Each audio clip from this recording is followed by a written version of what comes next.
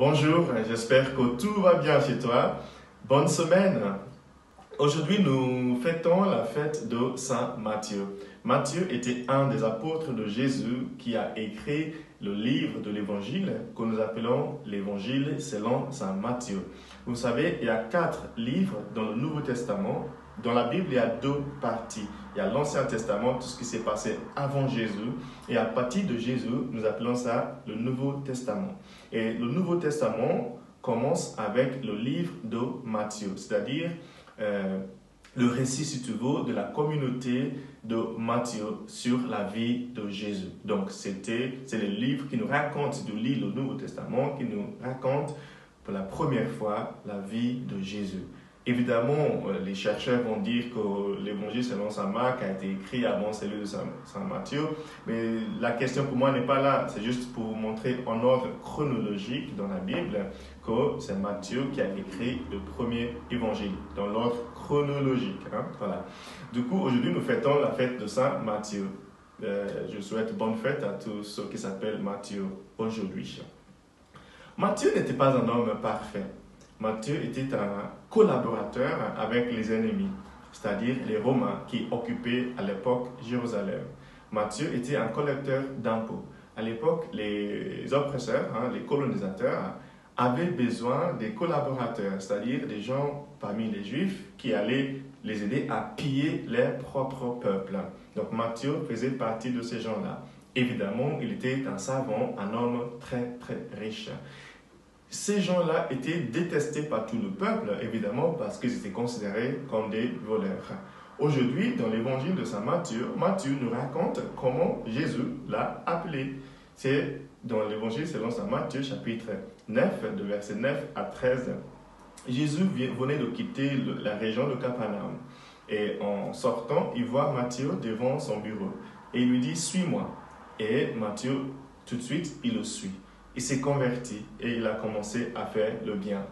Une des premières choses qu'il a fait, c'est qu'il a invité Jésus chez lui pour manger. Il a aussi invité ses amis. Évidemment, ses amis étaient aussi des collecteurs d'impôts, des hommes et des femmes riches et savants de l'époque. Évidemment, beaucoup de gens rechonnaient, n'étaient pas contents parce que voilà, Jésus est allé manger chez un homme considéré comme tout le monde comme un pécheur. Et Jésus réplique en disant, pourquoi êtes-vous fâchés? Moi, je ne suis pas venu pour les saints, pour les gens bien portants.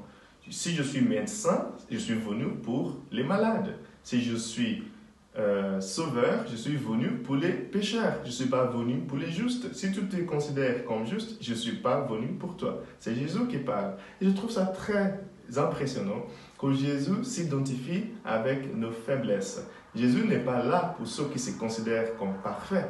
Jésus est venu pour nous, moi et toi, qui savons que nous sommes humains et donc faibles, donc capables d'avoir des défauts et des faiblesses. Jésus est venu pour nous montrer le chemin à suivre. Donc, le jugement des autres, la condamnation des autres qui vient du fait que nous nous considérons comme justes et parfaits n'est pas du tout une pensée parmi les pensées de Jésus. Dans la première lecture d'aujourd'hui, saint Paul écrit à l'église d'Éphèse, ce qu'on appelle la lettre de saint Paul aux Éphésiens. Dans cette lettre, chapitre 4, de versets 1 à 13, saint Paul nous explique en quelque sorte pourquoi parfois nous nous considérons comme parfaits et d'autres comme imparfaits. Saint Paul dit que Dieu appelle chacun à une vocation différente.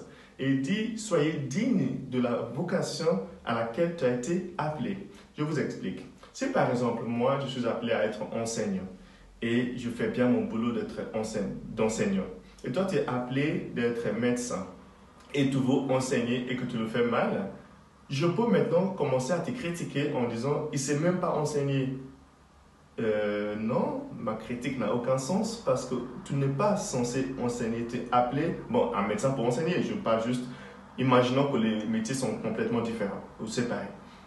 Il n'est pas censé, en tant que médecin, enseigner. Donc si je mets mon temps à le critiquer parce que je trouve que j'enseigne mieux que lui, c'est que je n'ai pas compris la manière dont Dieu fonctionne. Chaque personne est différente.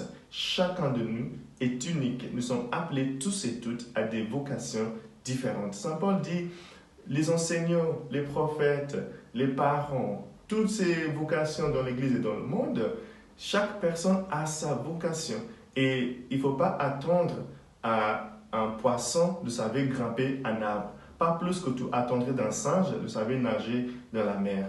Cher ami, sache pourquoi tu vis, à quoi tu es appelé et c'est là où tu dois t'épanouir. Ne sois pas jaloux que tu ne sais pas nager si tu n'es pas un poisson.